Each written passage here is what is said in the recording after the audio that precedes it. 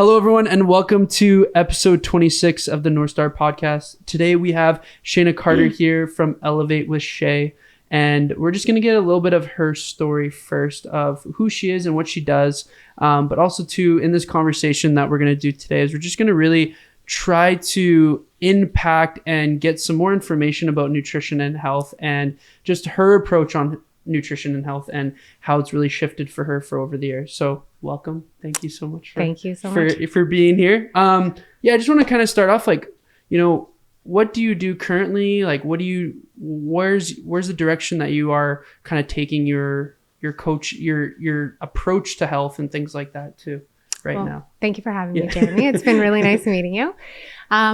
So I have started my fitness journey a long time ago. I was an unwell child and nobody could really figure that out. And fast forward to my adult, middle 20s, I would say, I started to decline in my mental health as well. And I kind of had to dig myself out of that one. Nobody looked at food for me. Nobody asked me what I was eating. I had debilitating migraines as a child that would give me seizures, actually. Wow. No one ever asked what I was eating. It was just not the norm back then. My parents did the best they could, of course, but it was never something that was looked at. So as I kind of started to get into fitness and moving the body, food came with that. I actually had a really close friend who got me interested more into food. That being said, we were reading Oxygen magazines and we were like, I want that, I want that body. How do I get there? And they're like fat-free everything. Yeah, everything. And really tight diet, really unhealthy mindset. Excessive exercise. I was working shift working myself into the ground. My mental health tanked. Well, why? How did that happen to me? I was doing everything that Oxygen magazines told me and all these fitness magazines told me to do. And I was depressed. I was deeply depressed. And I knew I had to climb out of it myself. I knew that I had to do it on my own. I did have somebody supporting me during that time who really did hold my hand through it and didn't let me give up. And he said, if anybody can do it, you can do it, knowing my mindset. Yeah. So I just started deep diving into my health, my sleep, my foods that I was eating, and how I could better my mood and better myself. And that was 14 years ago. Wow. And I didn't get it right off the bat. I'm still not right there, right? It's always evolving and it's always changing, and I'm learning new things, and I'm open to the information and the literature that's new and fresh. But with that, I started to climb out of my depression without any prescriptions, without any medications. I also had to dive into some trauma, of course, because a lot of it was there was a lot of trauma-based stuff going on there. And once I started to unpack, it was like the floodgates opened. Well, that led to this, and this led to that. And wow, I was like, okay, I'm just going and going and going. And I'm still on that trajectory of learning and evolving and healing myself. And then I had my daughter, and I was like, how do I be the best version of me for her? It's really, really what I wanted. And she taught me so much. She taught me to challenge myself, to challenge the world, to challenge my thinking, to reinvent the wheel again. So I kind of got better, was in a much more healed state, had a child. Whoa. Everything I thought I had figured out kind of got thrown out the window, as me and you were kind of talking about earlier. And I kind of had to rethink things again in my life. And that came to food, nutrition, my health, and everything like that. During this whole time, I had done school. I've done multiple courses. I was vegan for. We chatted about this. Yeah, we chatted about this. Yeah. So I was vegan for about 10 years. And I did do some vegan courses, some raw food courses, some women's hormones courses, because I was trying to figure myself out. Yeah. I was constantly I have to do this for myself. So with doing all those things, I was my guinea pig on doing it. And there was some dark moments for sure where I didn't know how I was going to get through it. I didn't set up my community quite yet like I do today. I have a community now of people that I can lean on, that I can trust. And my daughter is one of the biggest people in my life who I look at, and that's a huge reason why, as myself as well, right? Like, I want to be here. I want to live the best that I can. I want to be the healthiest version of myself. And as I started to do these shifts and changes, I wouldn't say like an obsession or an addiction, but it just became who I was. Like, I've always been interested in like growth.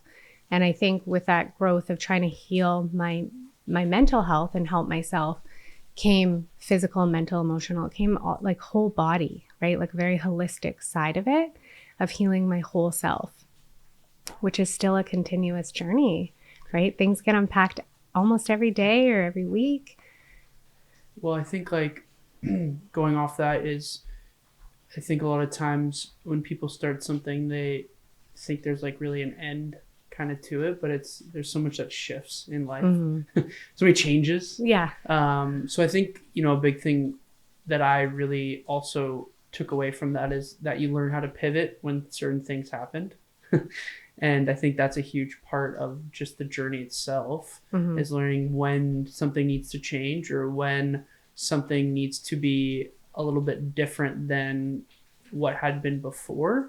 And I think that's okay. I think a lot of times, we might get stuck in a specific way. Yeah. And I don't believe that's always a negative, but I also think seeing different angles can also help you understand a little bit more about yourself. And, even you chatting about kind of how you were vegan for many years and then you kind of shifted eating a little bit more meat. I think that's a really cool shift for us in a conversation that I would love to hear a little bit more about, what really impacted that shift for you and what was something that like really stood out with your health that had changed when you had made that shift. I love this question, actually. It's a really good one. Okay, so a lot of people who are going to watch this are going to be like, wow, like maybe they don't even know that Shayna has been eating meat, right? Because when I say hardcore vegan, I meant I didn't buy anything that had animal products in it down to furniture. Like I went all the way. And I think looking back, I know why I did that. That was before my daughter was here. And I wanted to feel so safe in life. And so with wanting to feel safe, I tried to take control of everything so that I could create safety around myself. That's unrealistic. I know that now, but I was micromanaging my whole world and really making very tight and very rigid because I thought if I controlled it, then I would feel safe. So a lot of people are going to be like, wow, from that person to the person who can now eat animal products. And I love the animal products and what they've done for my body and my mind and my muscles in my body is like, it's amazing. And I'm so grateful for them now for fueling my body. But the shift came 1 year ago. It was March of last year. My mom became ill and she ended up in the hospital and things progressed really, really fast. She did pass. And so I spent 1 day short of 5 weeks with her in the hospital in Abbotsford. She was in Mission and then she moved to Abbotsford. During that time, I watched her every day. I physically was like staring at her and trying to, how can I change the trajectory here? But she had made up her mind at a certain point, and that was her decision, and she was going to go. But as I watched it, I felt really weak. I physically felt weak. I physically didn't feel strong. And I just felt like a little weird light bulb went off. And I said, I need a shift. I need a change. Prior to this, I had been trying to gain muscle and wasn't able to gain muscle. Like I just couldn't. And I was physically quite active, lifting weights, and I just wouldn't gain any muscle at all. So I was thinking while I was watching her, I said, this is going to sound really kind of harsh, but this is the truth. This can't be me. Like I looked at my daughter and I thought, this can't be me. I can't do this. So I have to do everything in my power to educate myself to not end up here. And I know that some people are going to go, it's inevitable or whatever, but it was a process in my brain that I needed to shift, which was I need to be the strongest version of myself. How do I get there?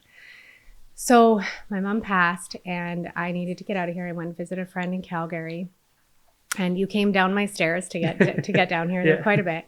And my suitcase was packed and it was 50 pounds. I couldn't lift it after that. And that was huge for me because at that point my daughter was 44 pounds, but I couldn't lift 50 pounds after my mom had passed. I had also dropped down to like 117 pounds. I was pretty malnutritioned at that moment because I wasn't really taking the best care of myself.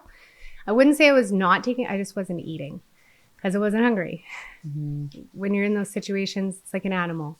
When they're in mourning, they don't eat. Our digestive system does shut down in that moment, usually fight or flight. And so food just didn't appetize me. I just didn't need it, but I became very weak.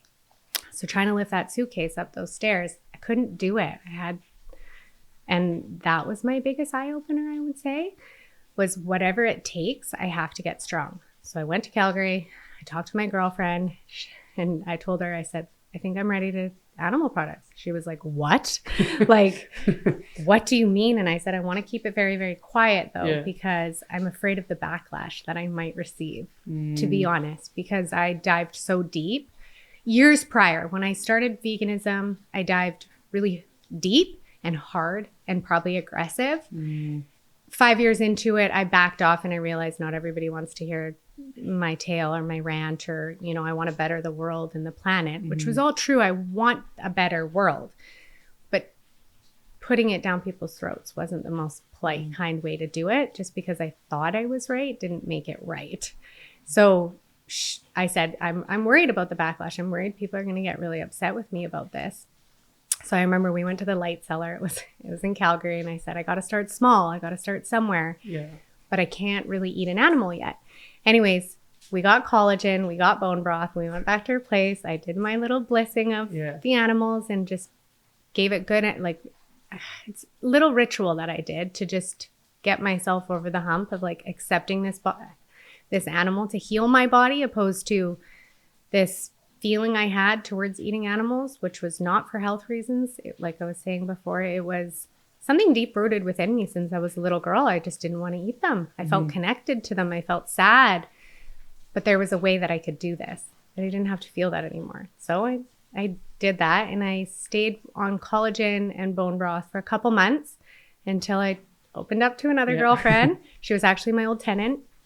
And they had beef from her husband now, from their farm. So I felt really good about that decision because I knew where the meat came from. It was quality. The mother like pet the cow and before they slaughter it. Like it was like a beautiful situation for the animal.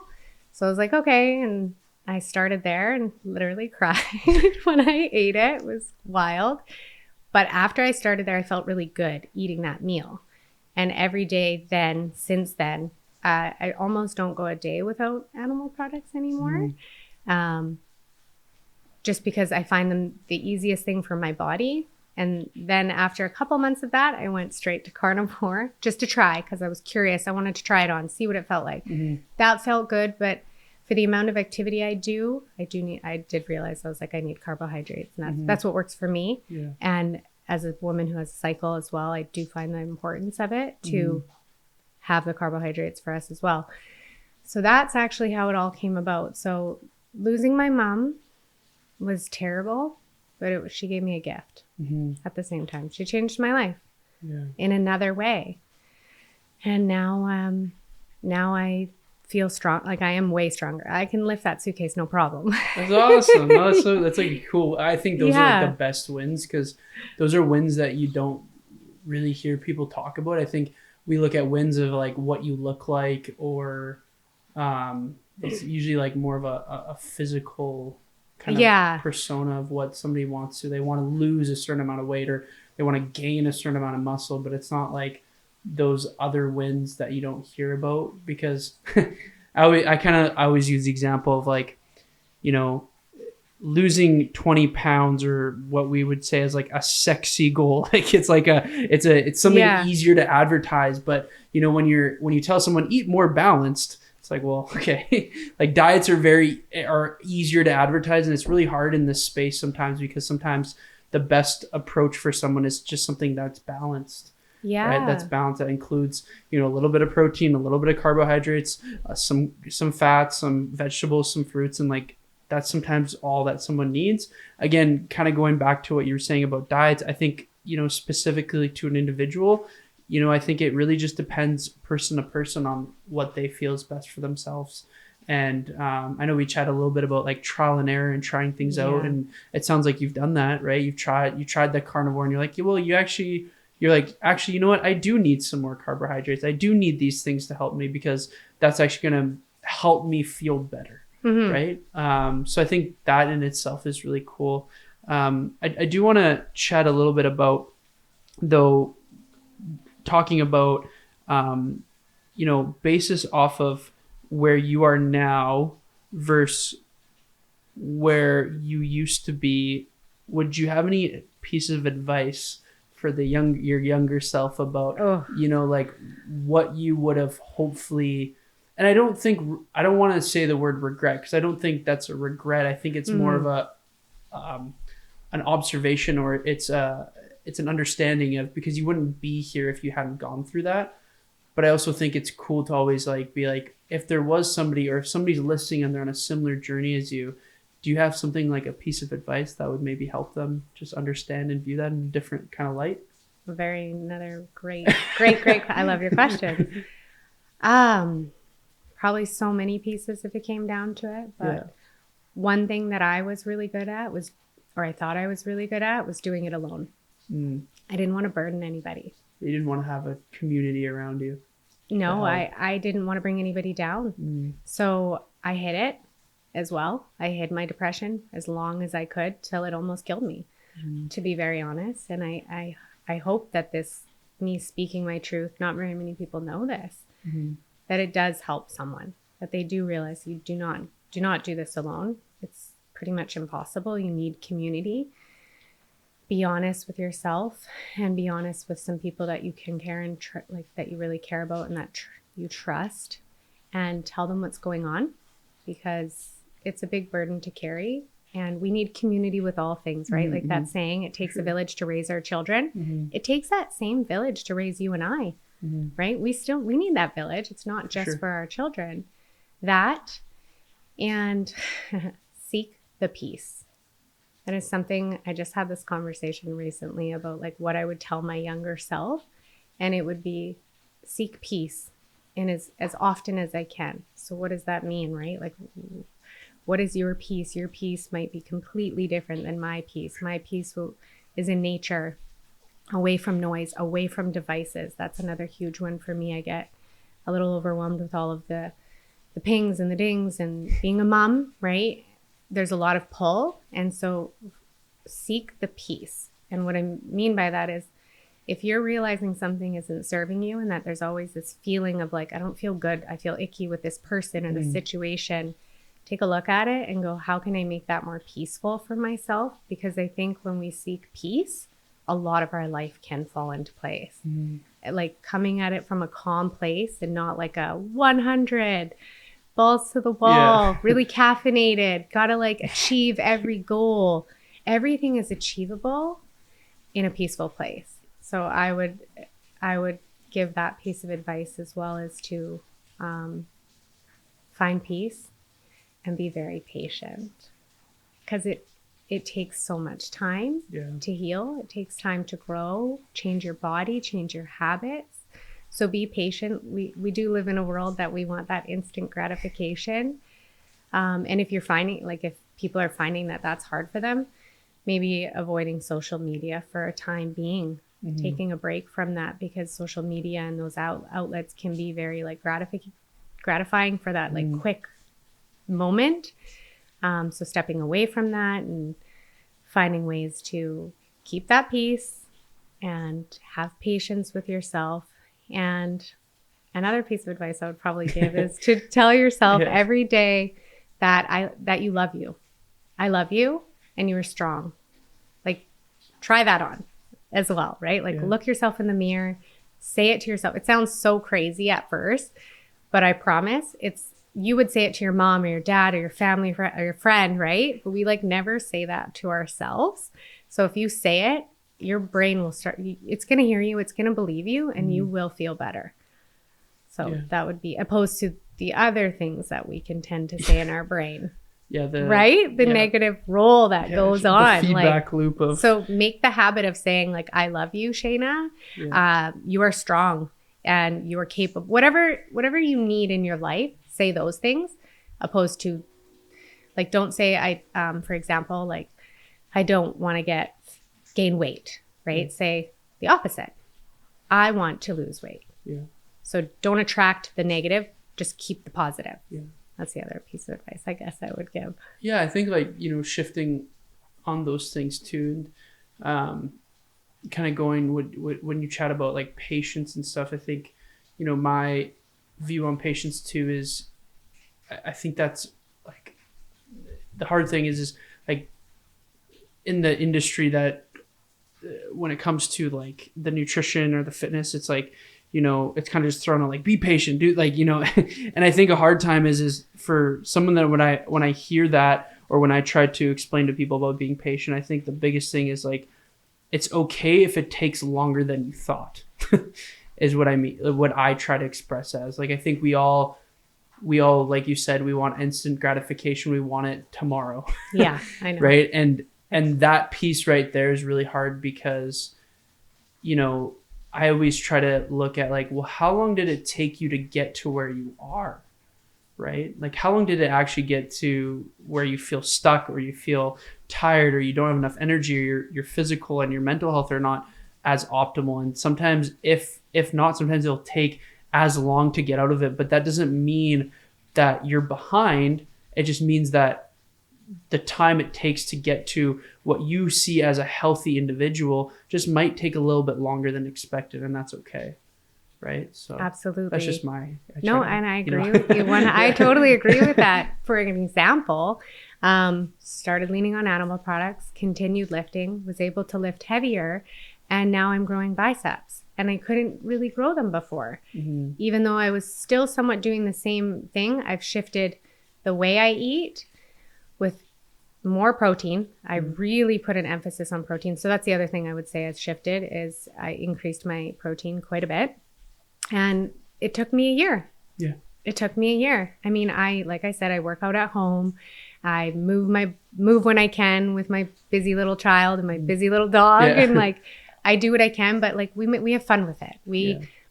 How many push-ups can you do right now, Osh? Like, and we'll just do them. Or if the blender's on, a rule is we do squats or move our bodies or something like that, right? Yeah. Or we quickly dance like while the blender's blending, and our blender's on like all the time. So it's like finding all those things, but it took patience to grow somewhat of a bicep. Yeah. And I still want more, like I still know where I want to get, but it's so exciting to see. I'm like, oh my gosh, things are shifting. With my goal of strength came this shift in my body that I'm like, I love this. Yeah. I love this. Looking at the actual strength and the muscle and being like, I'm attaining, like my goal is coming to fruition.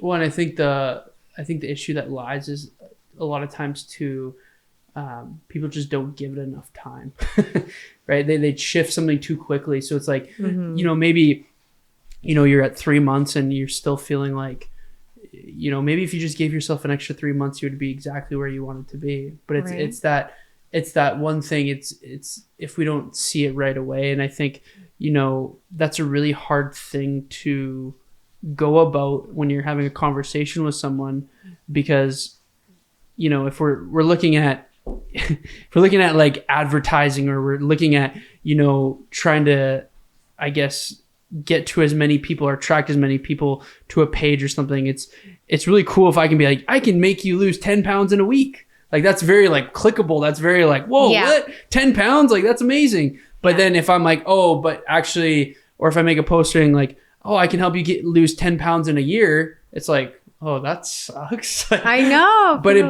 the end of the day, probably most likely the person that does it for a longer period of time will actually be able to sustain their results for the long term. It's not going to be something where it's going to be a quick fix and then they lose their progress, because that in itself is probably the most defeating thing that you can go through. It's like if you gain all this progress and then 3 months down the road you lose it, and if sometimes you're in you would say in maybe a worse position than when you started, that's very defeating. It's very taxing. Very much and so. I think that's kind of the patience piece too. So yeah, and how to get that patience is a tough one, which could be you have to look at yourself too sometimes, or not sometimes, but you do, and like, why am I wanting this so bad right now? Is it for me? Is it for somebody else? Is it a relationship? Is it like for me? For my instance, Ocean was my motivation in that moment, but then it's self too. Like, I want to be here as long as I can, as strong as I can. Like I said, she was 44 pounds.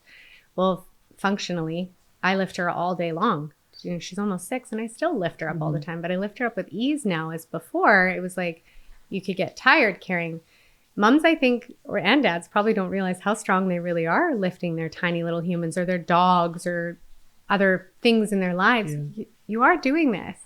Now let's just add a little bit more and see where you can take it. Yeah. Well, it's a piece of independence too, I think, right? Because like you had mentioned about the story of where you had a hard time carrying the suitcase, like that's also an independence thing too at the end of the day, right? And you know, I think that in itself is such a big win when you can do something like that for yourself, right?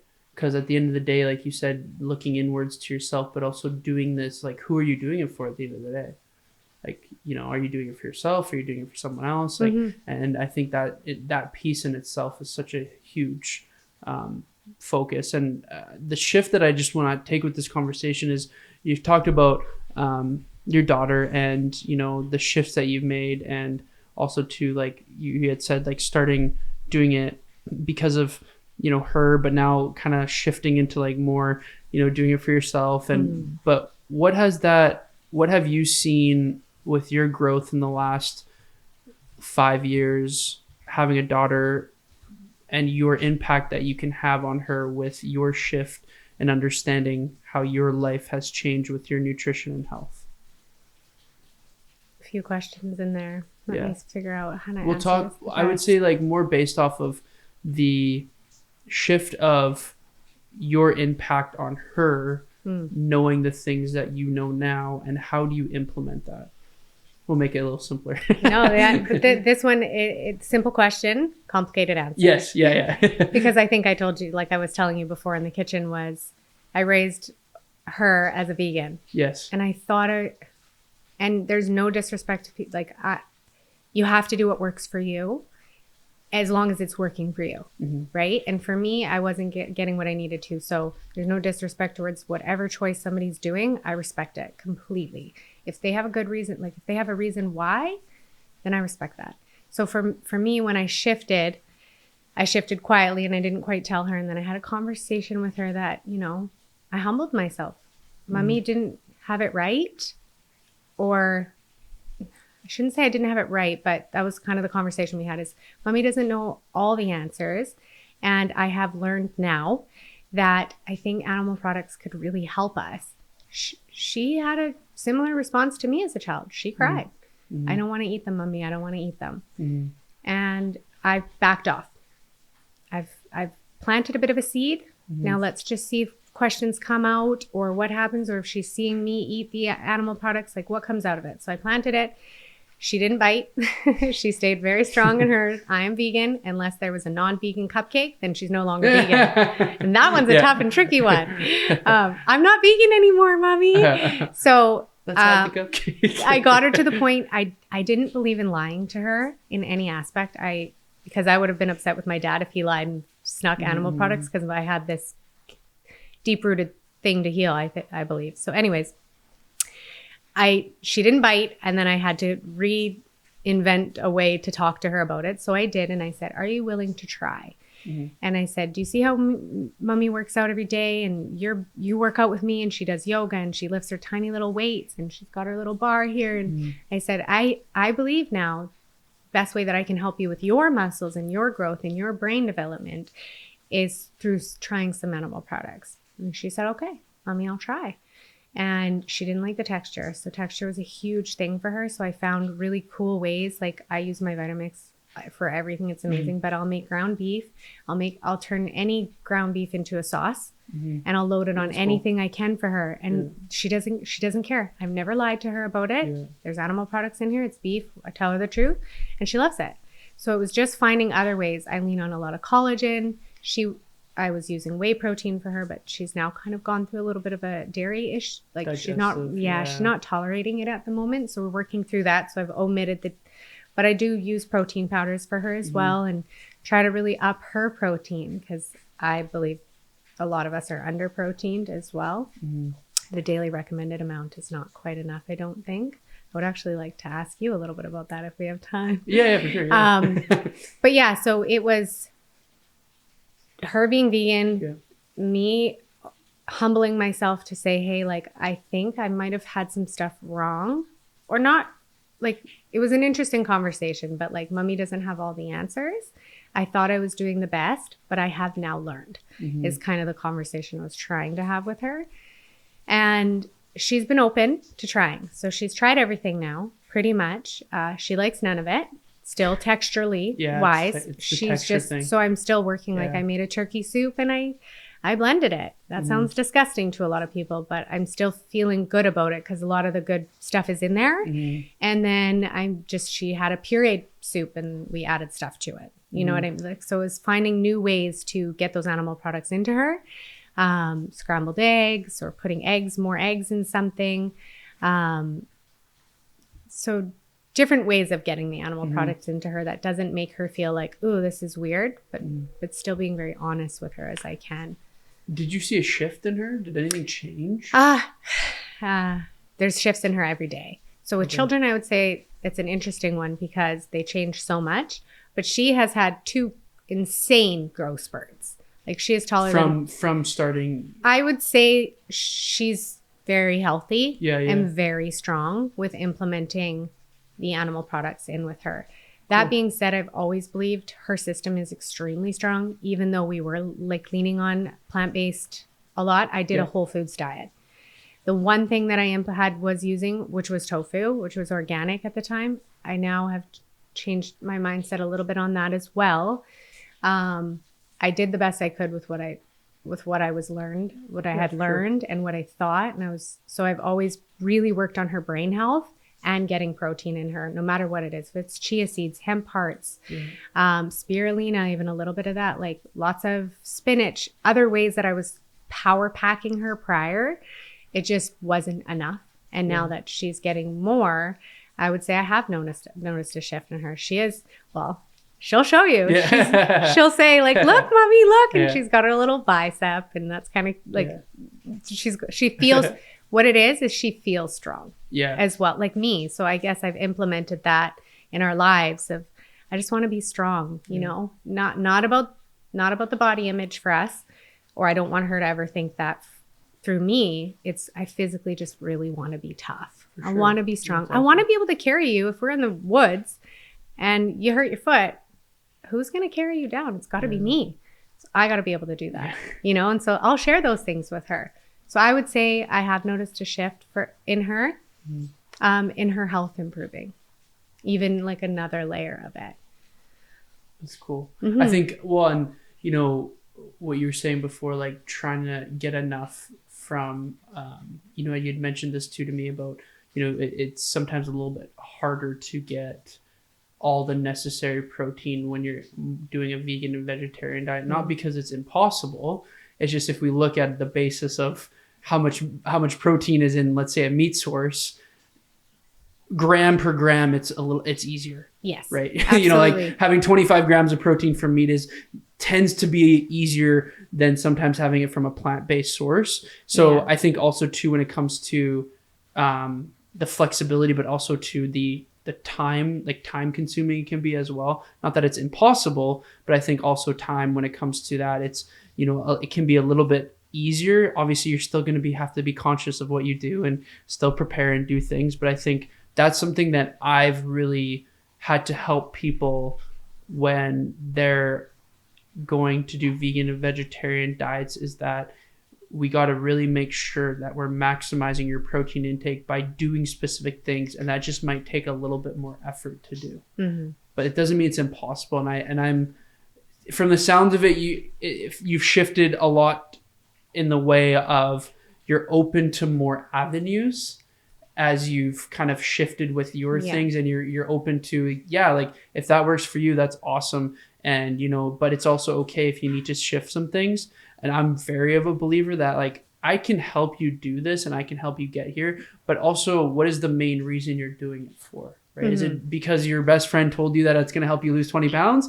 Or are you doing it because you actually believe and you actually think this makes you feel good at the end of the day? Absolutely, I think that's a really big, that's what I really try to like vocalize with people is like, what's the main cause for this too? Right? Mm-hmm. Is your reason why? Yeah. It's so big. Hey, like, are you doing this because like I was, like for animals that you had an issue with? Or are you doing it? Yes, because you saw something online and your friend is doing it. And that being said, we're so different, right? You and I and your past and traumas are different.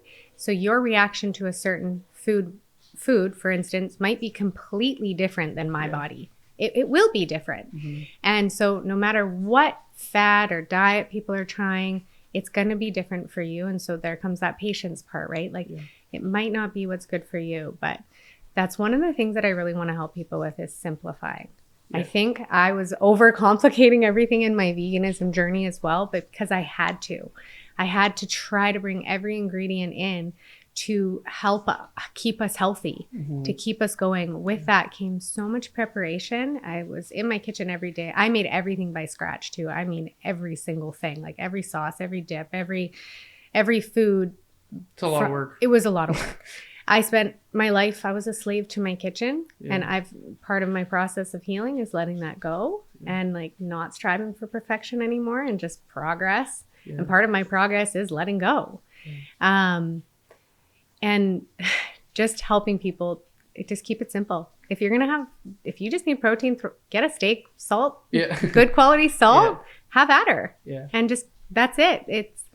That's all you, like, you can add your carbs or whatever it is. But if you just like, I just need protein right now, grab some eggs, grab a steak. That's very simple opposed to the other ways of eating, or a protein shake is very simple as well. But just keep things simple. Yeah.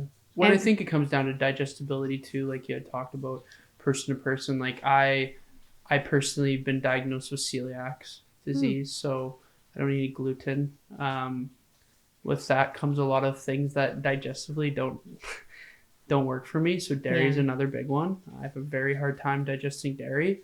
And, you know, at the end of the day, it comes down to the quality of foods too that people tend to consume.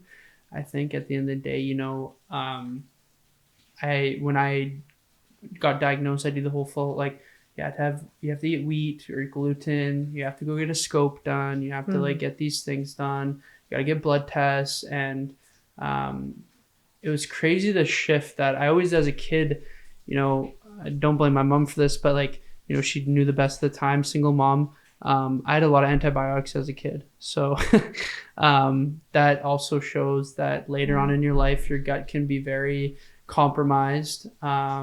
You know, you don't have as much healthy gut flora as well, because antibiotics doesn't care what it is. It'll kill everything, good and bad. And they've shown that, you know, as a kid, if you had a lot of antibiotics, that you can have more digestive health issues later on down the road and have some things that are harder to digest. So that was a big shift for me too. So I think that's just something to be aware, but it'd be cool for you to chat a little bit about, you know, digestibility and what you find really works for you, and some common foods that you have found that doesn't work for you as well, to touch on. So I was actually similar to you, my friend. Lots of antibiotics as a child. Yeah. Like I said, I was unwell, ear infection, throat infection, eye infection. I mean, you name it. I was just infection, and no one ever looked at the food. But my parents, like your mom, you know, my parents were separated as well. And they did what they could, but they were not educated on food, and they were on a very low budget. And so a lot of the foods we ate just had not a lot of nutrition, I would say, very low in the nutrition. So I was on a ton of antibiotics up until my teens still, like always on antibiotics. So I did a lot of damage to my gut at that time as well. And no one ever did anybody teach you about re-inoculating the gut and bringing back the good bacteria? Not as a kid, no. Yeah. Like you know, I do have to say though, I learned to love the banana antibiotics. If anybody knows, like, No. tell me about it was this. like as a kid, like you get like anytime I was sick, my mom would, because like again, it's a lot has changed in the last 25 years. Yeah. But the thing for me was like, you know, as a kid, you would get these. They were like syrup antibiotics almost. Oh, and it tasted like banana. Yeah. Oh my gosh, I do remember that. So that was like I was like loved when I was like not feeling well. You're like secretly drinking. Yeah, I was like, Mom, like I want the banana stuff. Like this is like the best. Like, yeah. And obviously I'm like laugh now because I'm like, okay, well that wasn't the best scenario, but I would always be like, I want the banana stuff. I don't feel good. Like give it to me. Like, and looking back on that, it's, you know, it's funny because I you know, at the end of the day, she did what she knew and thought was best at the time. And I'm okay with the fact, though, that I've had to kind of adjust because, honestly, I feel so much better, too. Good. And honestly, with being like this, I don't tend to have a ton of processed foods because most processed foods have gluten or something in it that they just add as a filler. So it's kind of like almost shifted me where I'm like, oh, I'm okay. Like I actually, as someone who has celiac, you actually can't have it. Like it can be very damaging long term. Yeah. Like it's not just like, oh, you have an intolerance. It's like, no, you have an autoimmune disease to that specific nutrient. So but yeah, no, I want to, if you can talk a little bit about the gut stuff. That's really cool. Yeah. So. Back to the so I think that leading into taking rounds and rounds of antibiotics did a lot of damage to my system. And then I continued on the antibiotic train until I would get a lot of throat issues, a lot of ear issues, always kind of an infection. And then part of, I think, my mental health for me was just a very depleted body. I think a depleted system, a depleted body, my gut not working at all. Pretty much I didn't digest almost anything very well. And I was doing food sensitivity tests, food allergy tests. And I think with those things, they can be tricky, right? Because did you sleep? Did you ingest this? What's your stress like? What's your stress like? Did you just get off of an important phone call that was super stressful? Like all of those things compact. And so I would cut and then take certain foods out and then and it was like this up and down train that I started doing for quite a while. And then basically I was like, okay, I learned about probiotics and re-inoculating my gut. And so I started working with a lady in Vancouver. Actually, she worked at it was a colonic office. And she was the one that I learned a lot from about the gut, and her daughter who was in training at the time. This was quite a few years ago, but it was an area that not a lot of people talked about either, right? Like going to the bathroom and all these things, but it is a very healthy thing to talk about, especially with your children, like what's going on, and make it an okay topic. You know, we can be polite and respectful about it, but it is a topic that is important because it will tell you a lot about the body. And she really kind of like opened up my eyes to the world of like, this is what you can learn about your body through this. And so with that, we did some work and I started taking probiotics. And I was able to start enjoying kind of some certain foods again. Like I couldn't eat anything without bloating pretty much at all. Yeah, I think a lot of people think that's normal. Yeah. I think, oh, I'm just so bloated. And it's like, you're irritated. It's really what it is. Your gut's irritated and it's not liking. That's not a normal, you're not supposed to be bloated after every meal. I actually had someone ask me that once.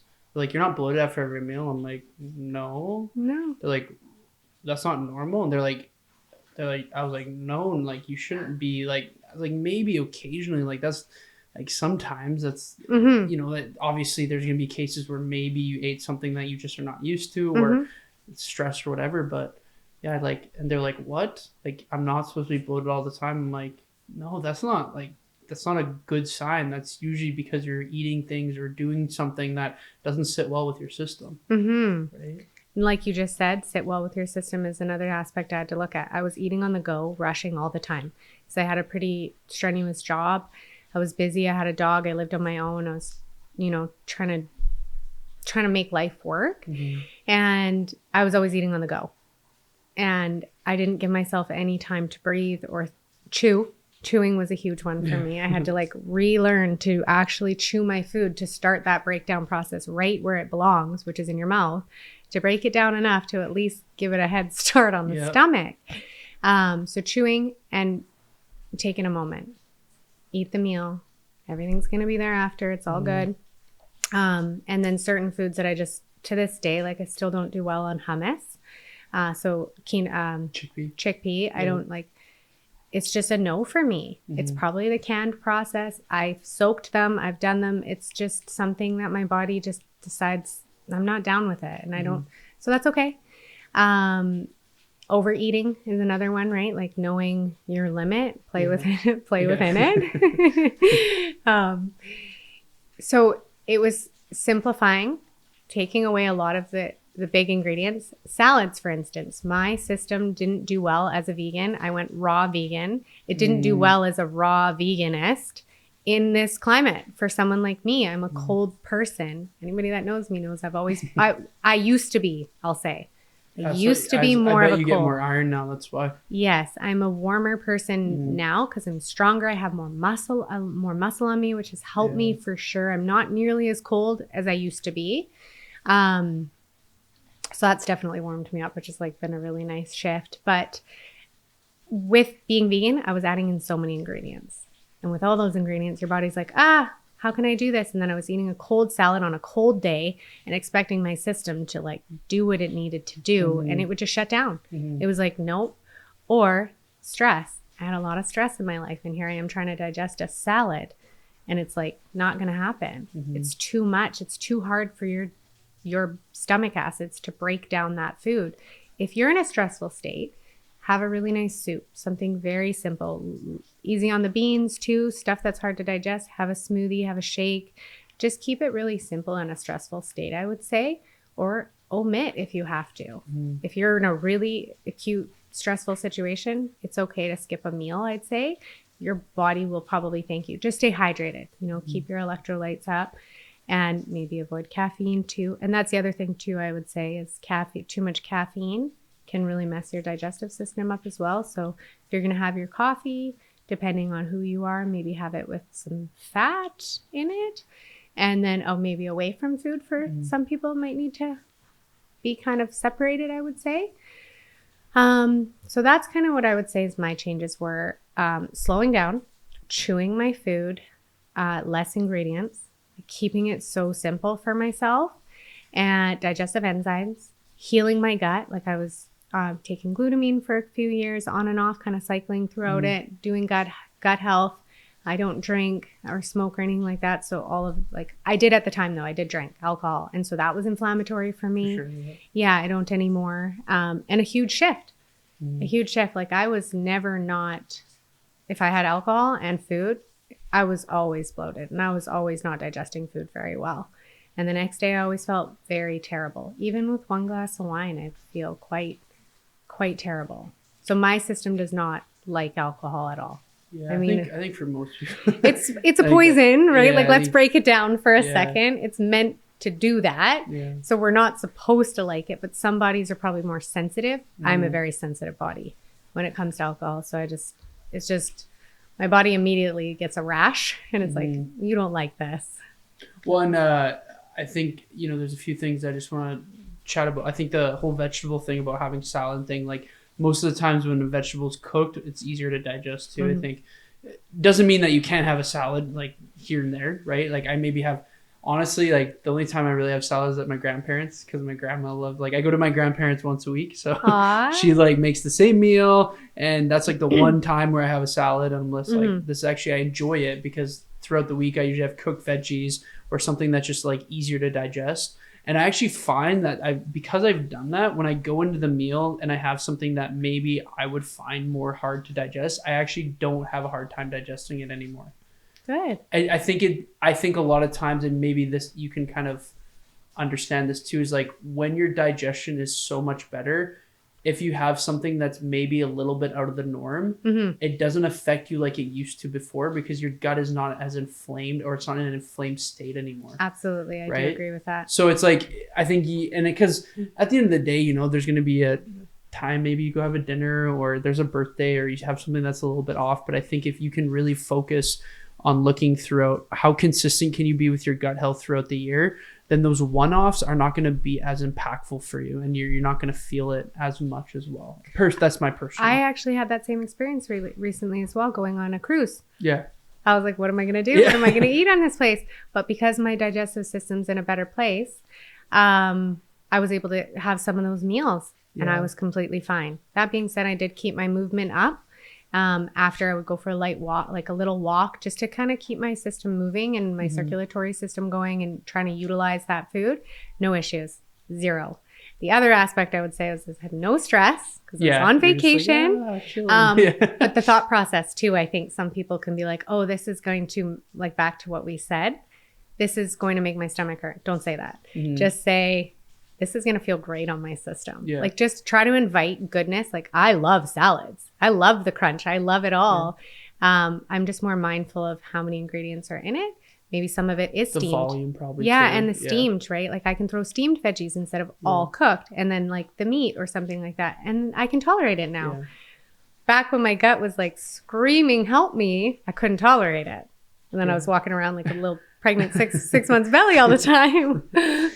Yeah, and I think like that's a big piece there, is understanding what you can take too, but that also takes trial and error, because like I'm gonna probably say my meal size I can get away with more obviously in a meal than you can in the aspect of volume, right? Just because again we're different body types, obviously different weight, different muscle mass. There's so many different aspects that come with it, but I think the big thing here though is finding what works best for you when it comes to meal sizes. I think that's another thing. I just did a nutrition talk this morning, and I was talking to some people, and they were chatting to me about like, how many meals should I have a day? And I said, well, at the end of the day, meals, how many meals you have are also going to depend on how many nutrients you need, but also too, it's going to depend on what do you feel the best digestibility at the end of the day. Yeah. Right? Because I might personally, this is just me, but I find like 4 to 5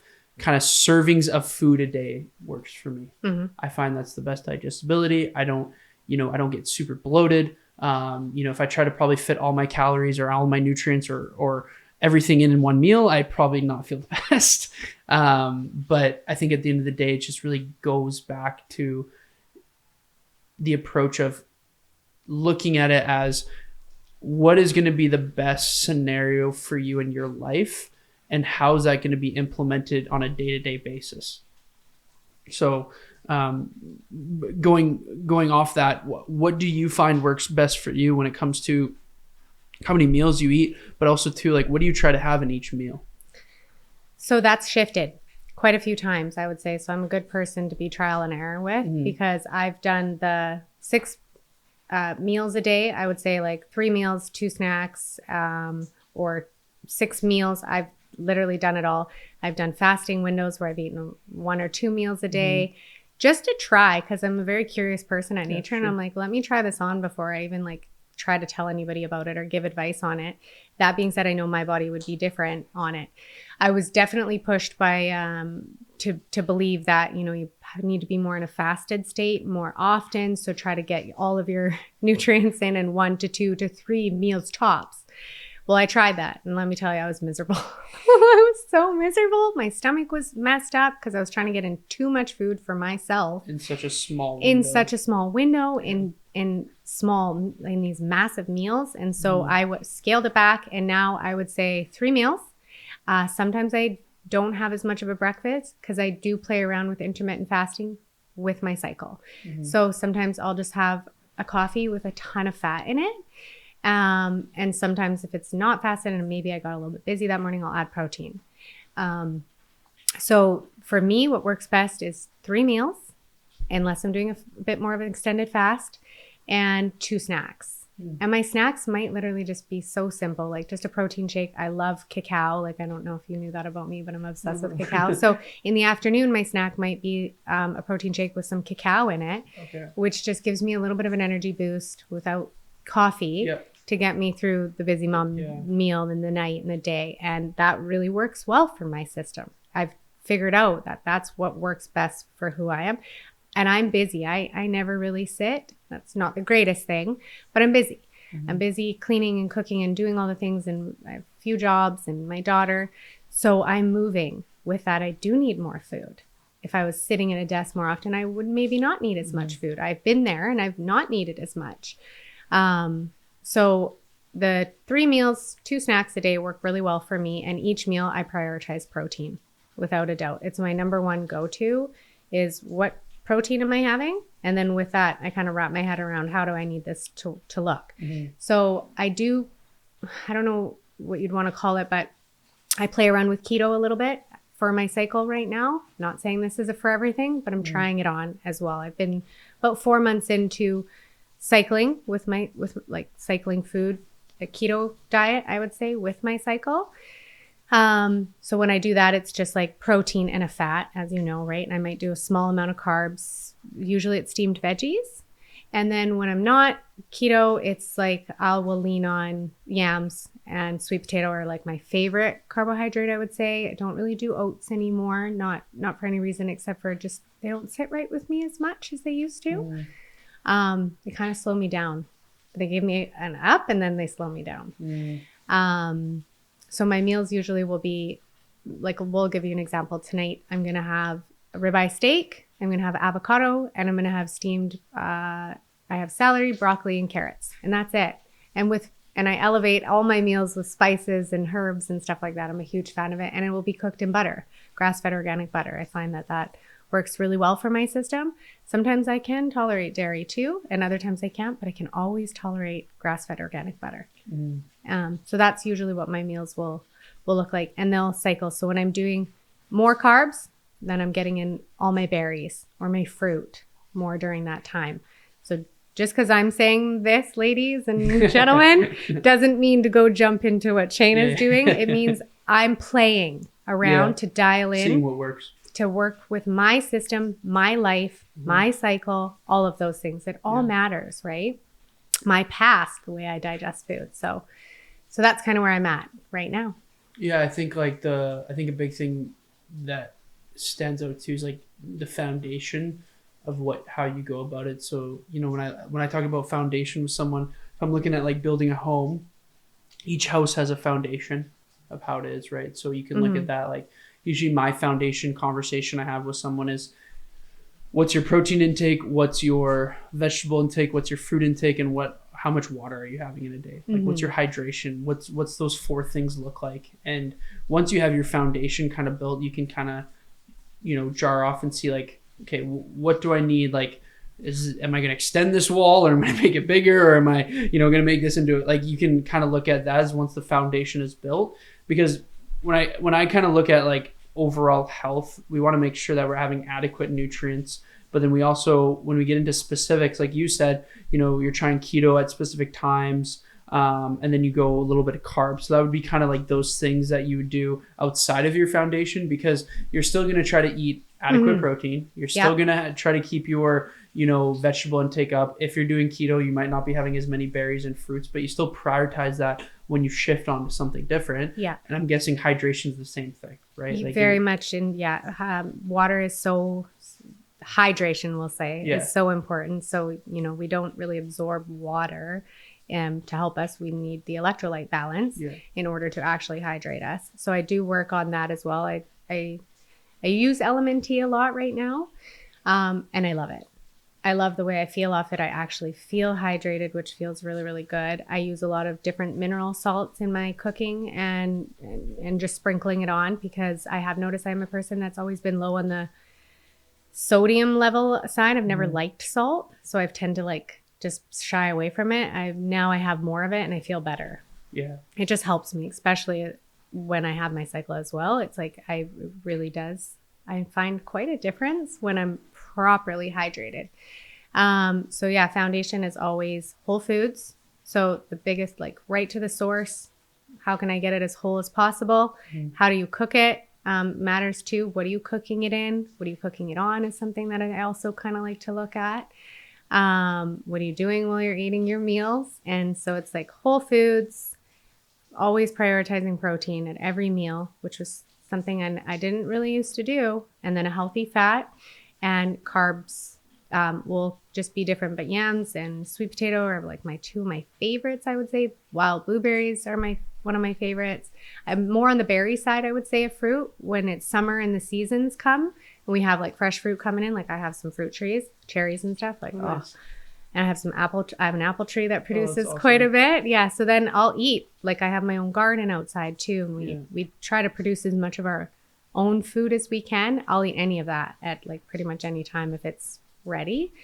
But prioritizing protein is always my go-to, and I build around that. It's like a girl who's going out for the night. Like she's going to pick that one item and she's like, I want to wear those shoes tonight. How am I going to build around this? And that's like how I look at food, where I'm like, okay, there's the protein. What goes with that protein tonight? What do I want? What feels good? Well, I think most people would be successful if they had that approach, because it's something that you have like something to work towards. I think, going into a meal, if you just go blindly without having a little bit of a plan, that's usually when I tend to see people, I don't like the word fail, but tend to either overindulge or feel guilty because they quote unquote didn't make the choice that they wanted to make. So I always try to like have a conversation with someone about, okay, what can you do going into this meal so that you know that you'll maximize the best possibility where something like maybe a binge or an overindulgence won't happen. Right? So just having something kind of going into that situation, I think it's really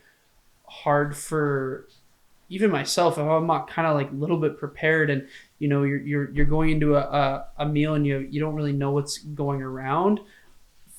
Fortunately, I have the knowledge that I know what's in every food because I've done it for so long. But somebody who doesn't, try to just look at, like, even if you're going out for dinner, most places have the menu online. So maybe even just looking like, oh, what possibilities can I have, right? And trying to formulate around, okay, what is, like you said, your protein source, and what can I do to make that kind of the maximal meal as well. So I love that what you said too about looking at a menu prior. And I find that a lot of people, like, that's such a great idea. So look at the menu prior. If you really have a goal and your health is important to you, look at the menu, pick your meal, and then message it to someone. Yeah. Now you're accountable. Yeah, you have something. Now you have somebody going, how is that? And you're like, oh. So it's like, it holds you somewhat accountable, because when you get to a restaurant, especially if you're hungry, now what everybody else is ordering sounds real good. But if we can help you stay and maintain your goal by having someone to hold you accountable, you've already picked out you're going to leave that restaurant feeling like $1 million. You're going to feel really happy and be like, I made the right choice. I feel satiated too. So I think that comes down to what you were saying a little bit, feeling satiated. Well, and I think it comes down to, like, when you walk out of there, you feel more proud of the choice that you made, because the choice that you make is more towards the goal that you have, right? And I think a lot of times with those choices that are made, sometimes you tend to feel like you failed if you went off track. And I always try to tell someone, like, the more that you can prep ahead of time, the less likely you're going to make a choice that doesn't align to where you want to be. So if you have a busy day tomorrow, do some prep work the night before to make sure that you have something that you can take on the go that's going to be something that's going to make you feel good. Try not to rely on, I'm just going to go into the situation and hope for the best, because that's going to be really hard. Sometimes you can get away with it, but sometimes you can. Or if you're starving, quick protein shake, just a small amount. Now you're going in and you're like, okay, I'm not like shaking, hungry. And now I'm calm.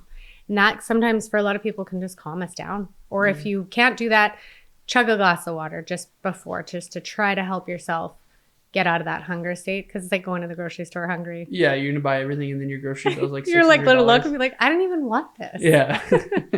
Yeah, and then it goes bad. It's like when you buy the 3 bags of spinach, and then there's 2 bags that are...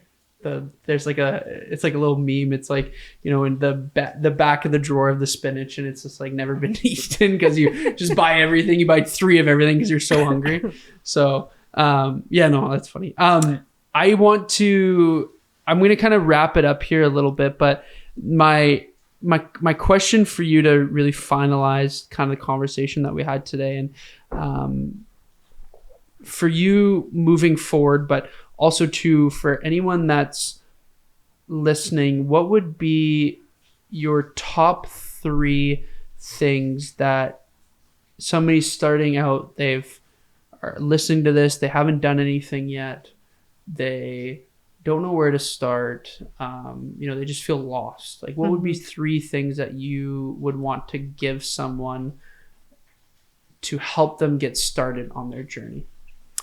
3 things to give someone. I would say possibly start writing a food journal so that you can kind of understand what's going on with self. Sometimes I think, a lot of us mindlessly eat or do these things we don't really know. Start with a log, because if you start working with someone, that log's really going to be handy. Prioritize just right off the get-go to start working on hydration. Get yourself hydrated. And then take a look at your sleep. I would say, are you sleeping? Start maybe with that food log, you could write a sleep log as well, because I find that if we're not prioritizing sleep, a lot of these things are difficult.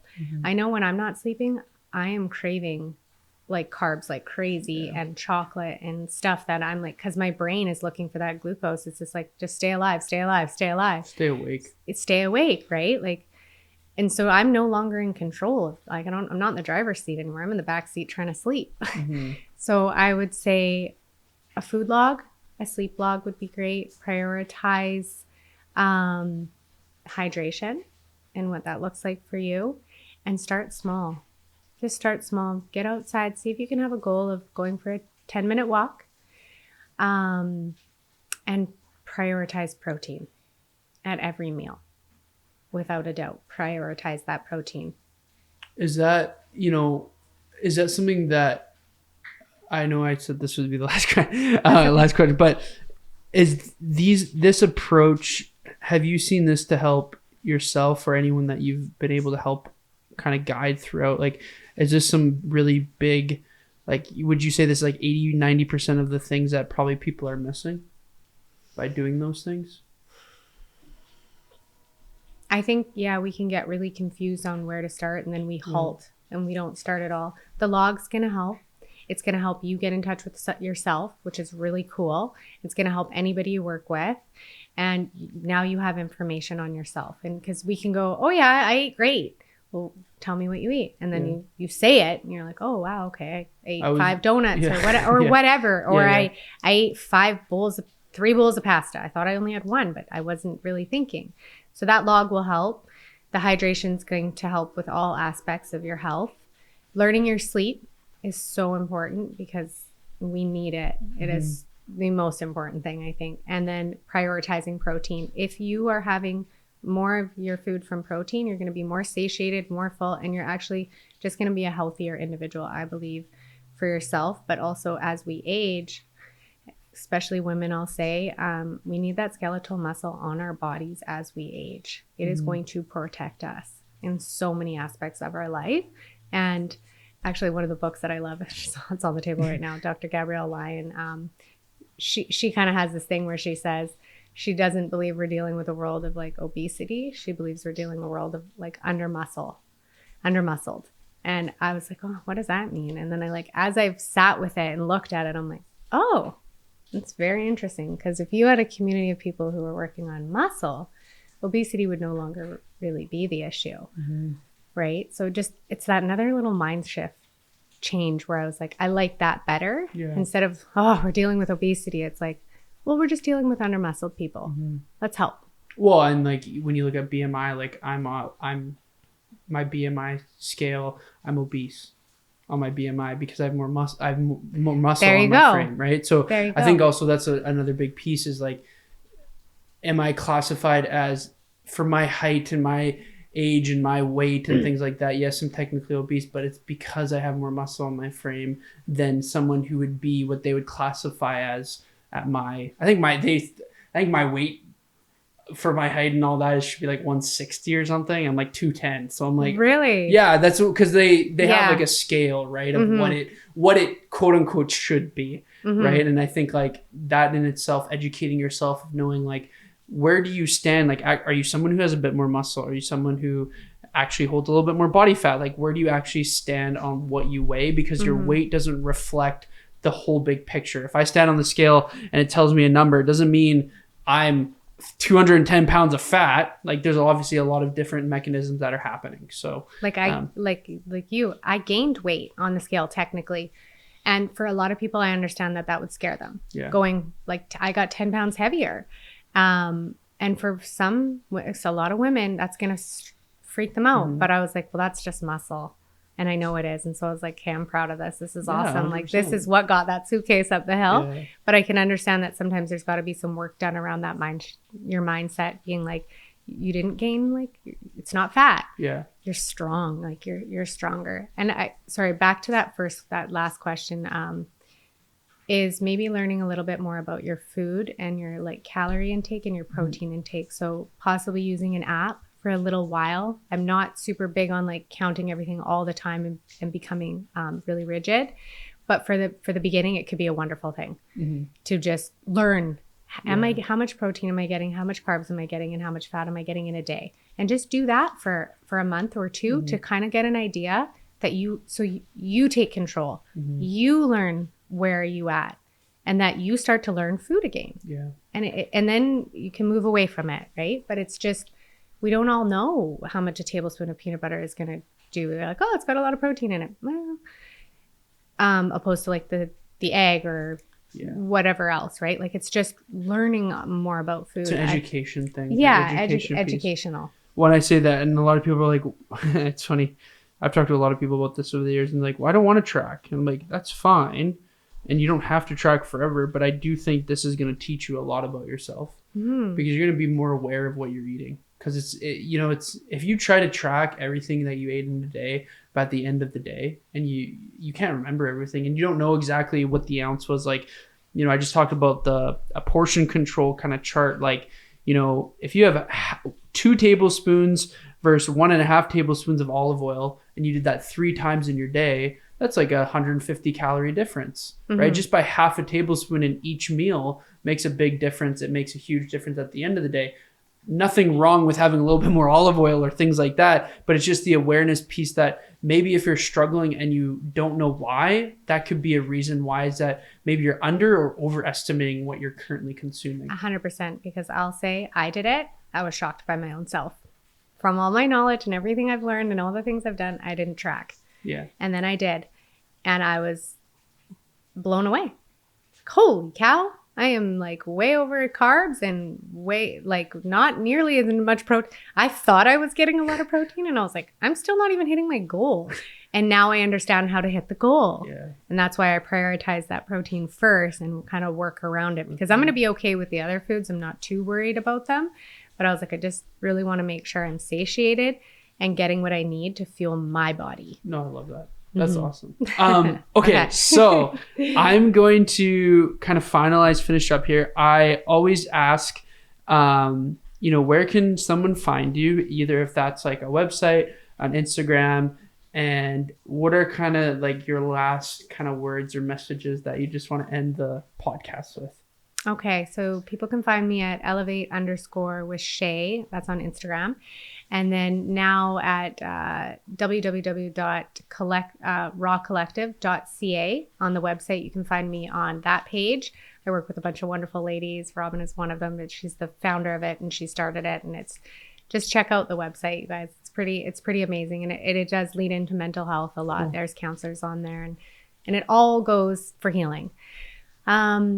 And the other one was just kind of any tidbit that I would like to leave. Just like if there's any words or anything that you would want to kind of leave the conversation with, or anything that kind of just stood out for people, if there's kind of any words that you just want to finalize. I would say that to everybody listening, that you are strong, you are amazing, you are enough is really what I would want to leave them. Let that sink in. Let that, you are absolutely worthy of all these amazing, great things. And if you're stressed, like, how do I start? Where do I go? You are worth it. Just please keep telling yourself that you are worth it, because you're going to tell your friend that, you're going to tell your partner that, you're going to tell your child that, but please tell yourself that you are absolutely worth putting yourself on that to-do list and prioritizing yourself. That's what I would really, really want people to see, is do it for yourself. because you are definitely worth it. Oh, that's a great place to end it. I love it. Awesome. Well, thank you so much, everyone, for listening to episode 26 of the North Star podcast. I hope everyone has a great rest of your day, and see you next time. Thank you, Jeremy.